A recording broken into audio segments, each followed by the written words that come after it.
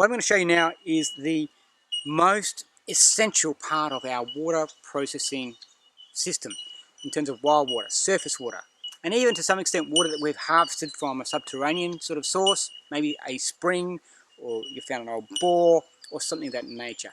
If you're not sure on the clarity of the water, so it's got any kind of sediment in that sort of water body, you need to go through this step. Now this step can be done in two different methods, fundamentally. One is just to collect a body of water from your source and let it sit. And that achieves what we call clarification. So all the resident sediments move to the bottom of the vessel that they're contained in. I'm assuming something like your water bottle. So it moves to the bottom and it sits there. That allows the top portion of that body of water to be clear. And what we're fundamentally doing there is we're just removing some of the contaminant from the water that we're going to process further. So if nothing else, and I put a filter in that system now, I'm not contaminating further or making my filter system work harder. Alright, that is the purpose of clarifying water. Now if you go to the Primitive Survival Skills course, you will see me go to, I think it's done over 2 lectures, 2 video presentations of actually digging in a soak hole. So behind me is a small dam. It's what's left of a dam. Now the water in there is used extensively by wildlife, so I don't want to drink that water directly. This one's quite clear, surprisingly, despite the amount of wildlife that use this particular dam. If it was much more cloudy, much more sediment had been stirred up and the animals have been walking into it, I'd be much more concerned about too much habitat in terms of the sediments being in the water and throughout the water, holding pathogens and microorganisms together as they conduct their daily life in that space. So the clarification then is to let that sediment settle, and I take some of them down with me potentially, but I still assume that water is contaminated with pathogens and microorganisms. So I then filter that, but I don't get that sediment from the dam coming into my filter systems as much. That's the first thing to understand. So a soak hole being dug next to the water course itself will allow something similar to occur. So we're fundamentally filtering the moisture from the dam surrounds into that soak hole, and we create a pressure void. So there's a lack of pressure in terms of compaction of earth, and we get a fill of water into that space. And over the course of the evening, it will fill up and then clarify down. The other way to do it is to simply dig a hole near the edge of the dam or the watercourse and let it fill in or fill it and then let it settle. So using the earth itself as a bucket in that case. That's assuming you don't have a plastic bag or anything else that you can either line that hole with or use as a standing container for that process. So that's clarification. Remember, we are clarifying fundamentally to protect filters and to draw water for boiling and everything else that's going to be a secondary process so that we have taste improvement, which is kind of inconsequential in survival, but we're removing some habitat and we're making our systems more effective. The second part of the process that I want to share with you is where we go and make a base strata filter system. Now, most of us don't walk out there into the remote wilderness with that equipment already loaded onto us, but we do. Now, if you're wearing long pants, so if you think back to our dress for battle concept in shelter, we're dressing for battle means I'm also loading myself. I am layering myself with equipment that I can utilize to do something simple as pre-filter water. Okay, so we use a strata system to pre-filter water. So perhaps the easiest way to make up a simple strata filter is to take long pants that you might be wearing, hopefully you're wearing, strip them off for a period of time, and I'll use this pair of work pants to demonstrate. You need a piece of cordage, again that should be laid in your equipment. by now. You're getting that concept of having the stuff on you in pockets all the time. Pants off, reach inside one leg, like so, and pull that through, like so. Grab the opposite leg and push that whole leg itself all the way through to the bottom. So you've effectively tucked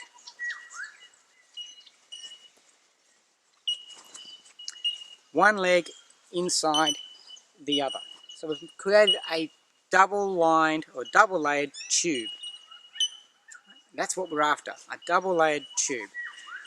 Now at the bottom here, I'm just going to tie that off. Bunch it together and tie that off with a clove hitch, or whatever knot you can remember at the time. So there's our tied off point. The top part of the pants then become my area to put strata in. Now the strata I'm talking about is, in this case, we don't have a lot of sand, but if you've got sand in an area, sand, black charcoal from a burnt fire, from an old burnt log or anything else that is in your particular locality. It's not essential. Charcoal just works in a fantastically fractal method to absorb a lot of microorganisms and pathogens that would help us or hinder us at the microbiome level. So that it removes them effectively from the system. That's why it's still used in a modern day filter. So the layered system is sand, charcoal, sand, charcoal, sand. Now, some books talk about them putting coarser gravel and vegetation on top. From my experience, I don't worry about that particular stuff. I find that the finer layers work the best. So by having charcoal or sand, charcoal, sand, charcoal, sand, charcoal, I'm still effectively making a filter, but I'm doing it so it's fine all the way through, rather than having at the top here a whole stack of grass. The stuff I'm going to scoop up out of my source, wild water source, is not going to sort of do anything but benefit from that extra filtration. So here are the pants. There's our tube. I'm going to roll them back a bit so I can get access to the tube itself. Now I grab my cup here, whatever you've got, and I'm going to use this coarse granite type of dirt to form my first layer. Now sand is ideal, but this will still work. You work with what is, folks. The manuals don't tell you that. You work with what is, as opposed to, well, you've got to have this in this area or that in this area. If you don't, well, you can't do this. That's not true at all. So what we're going to do, now I'll get some ash and some charcoal in here in a second. We'll add that in on top. Charcoal is the best. Ash will still work to some extent. There's a lot of ash in this, but there's a lot of charcoal as well, so we'll add that into our mix. And that's an absorbative. Remember, the functionality of that particular layer is an absorbative. So now I can pull that back up, and I've got our first bit of structure here. So remember, what we're doing is mimicking the earth.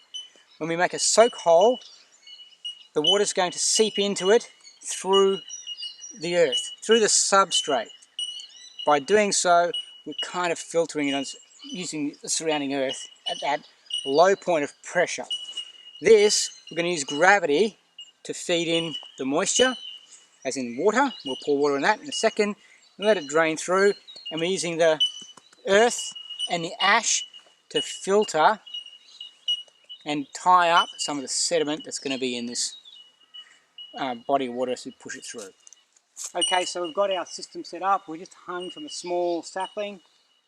Wild water source is over there. This is the quality of the water we've got at the moment from that source. Quite cloudy with sediment. Let's see if we can do better. Now the first thing you need to do is run this system a bit.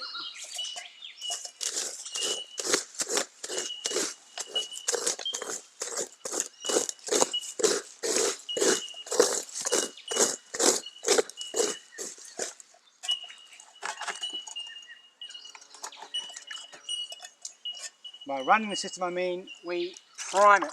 So we start to run the water through the soil so it trickles out.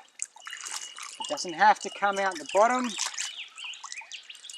We'll end up soaking the entire tube.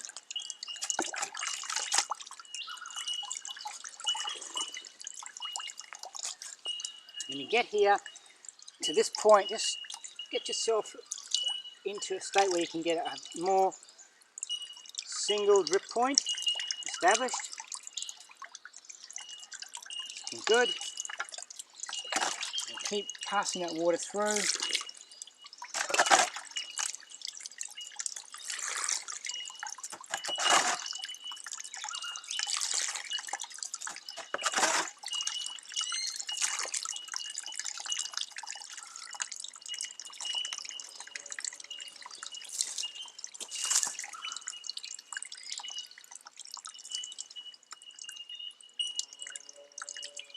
And I know it's probably hard to appreciate from the camera's point of view, but already we've got a significant clarity of the water that we originally placed through.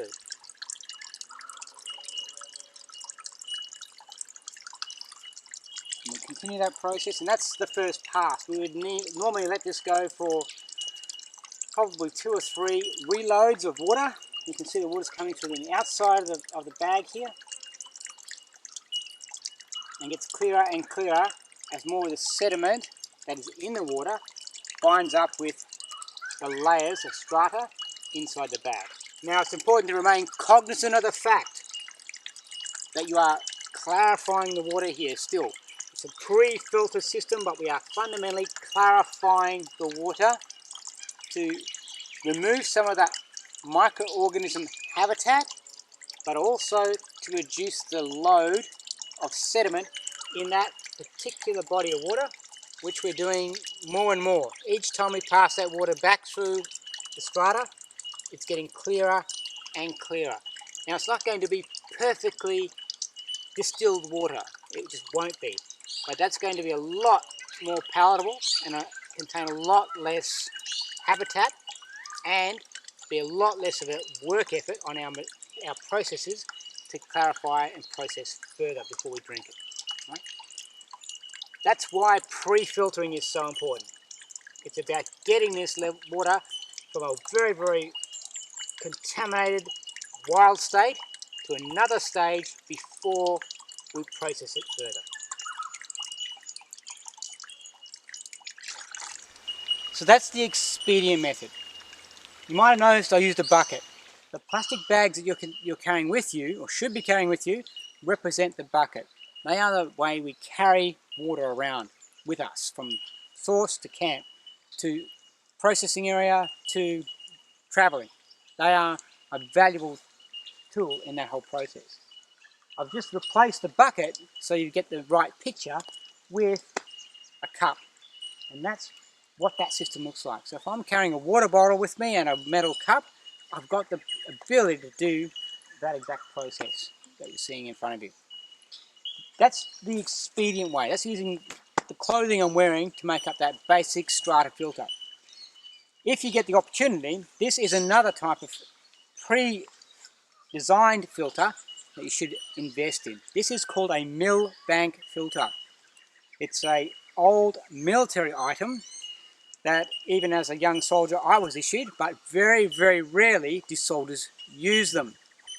As a consequence, they've been essentially removed from service in certainly the Australian Army. The reason they remove these from service from frontline troops in Australia is simply because an army is connected to a supply chain. The supply chain provides that army with water all the time. So if a soldier runs dry with the water he's carried in his equipment, he's able to be resupplied from a rear echelon vehicle coming up with a big water jerry can, and there you go, young fella, have a drink, fill up your water bottles. Reconnaissance snipers and special forces troops, however, we move right off the beaten track. We are separate from that supply chain, and we've, as a consequence, had to make sure we're conversant with these skills from a warrior point of view, a soldier sustainment point of view. We have to fight for water from the landscape in that context. So we are very intimate with these amazing pieces of equipment that are out of date, redundant, so they tell us. Now basically what this is that. But this is designed for that role and purpose. So it is a very fine weave canvas. It is already designed in a teardrop shape, so when I hang it from my tree, it's already got a natural drip point there. Cool. So it's doing what we've done with tying off the bottom of our legs on our pants there, all ready for us. I already install a hanging cord for that reason, and it also gives me that layer of extra cordage. There's about a metre there, there's always about a metre somewhere. Now the rest of this is simply a sewn tube. Okay? Simple sewn tube. And I place and use it exactly the same way as we've set up that expedient one. So it's simply a matter of hanging it, putting in the dirty water, remembering that the entire outside surface of this, it will still be contaminated water. What comes out the bottom is still contaminated water. It needs further processing, using either chemicals, boiling, distillation, whatever you're going to use, pumping and filtration. It needs that next layer. You don't just drink this as it is coming out the bottom of that system. Cool. So that's the Milbank filter system. You can also load this with charcoal and sand and construct a filter system exactly like that. So if you see these at an old army disposal shop, grab one. They are worth their weight in gold, particularly if you're in an austere survival setting or you're planning to go right off that beaten track. They will keep your equipment and you functioning far longer with clarified water than you would taking it directly from source.